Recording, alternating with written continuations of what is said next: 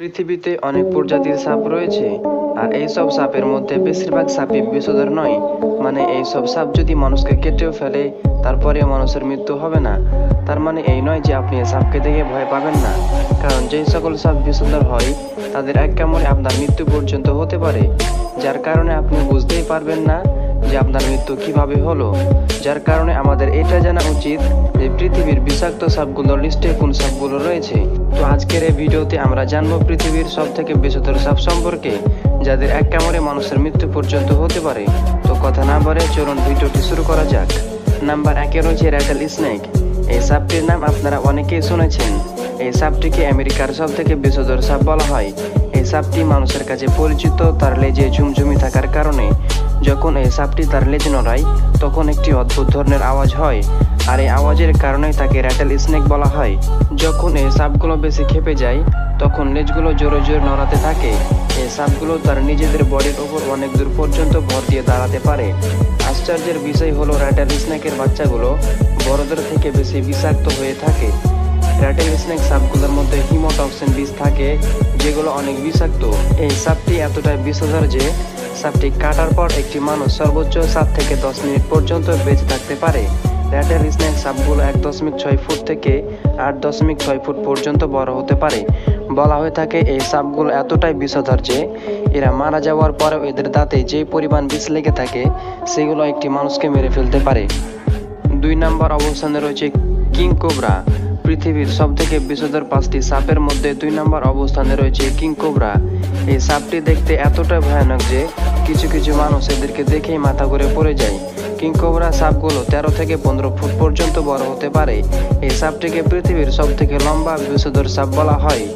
এই সাপগুলোর মধ্যে নিউরোটক্সিন বিষ পাওয়া যায়, আর এই বিষের প্রভাবে 15 থেকে 20 মিনিটের মধ্যে যে কোনো মানুষ মারা যায়।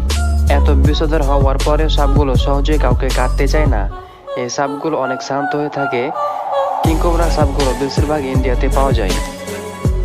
3 নম্বর অবস্থানে রয়েছে ব্ল্যাক মাম্বা। পৃথিবীর 5টি বিষধর সাপের লিস্টে 3 নম্বর অবস্থানে রয়েছে ব্ল্যাক মাম্বা।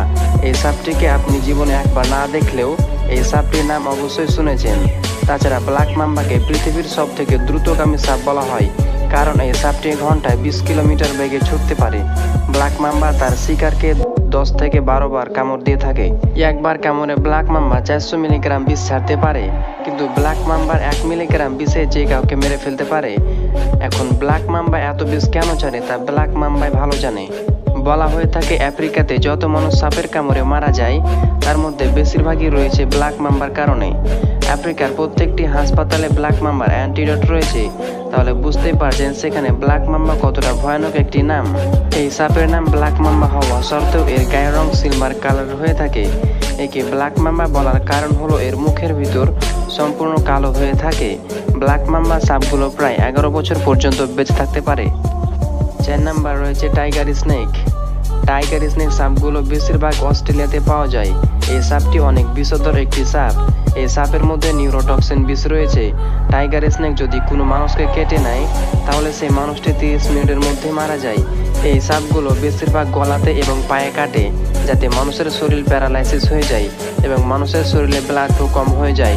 বিশেষজ্ঞরা বলে থাকেন এই সাপের অ্যান্টিডোট তৈরি হওয়ার আগে 70% মানুষ এই সাপের কাটার কারণে মারা যেত। সচরাচর এই সাপটি মানুষকে অ্যাটাক করে না। মজার বিষয়টি হলো এই সাপকে টাইগার স্নেক বলার কারণ হলো এদের গায়ে বাঘের মতো ছোপ ছোপ দাগ রয়েছে। 5 নম্বর অবস্থানে রয়েছে বেলচার সি স্নেক।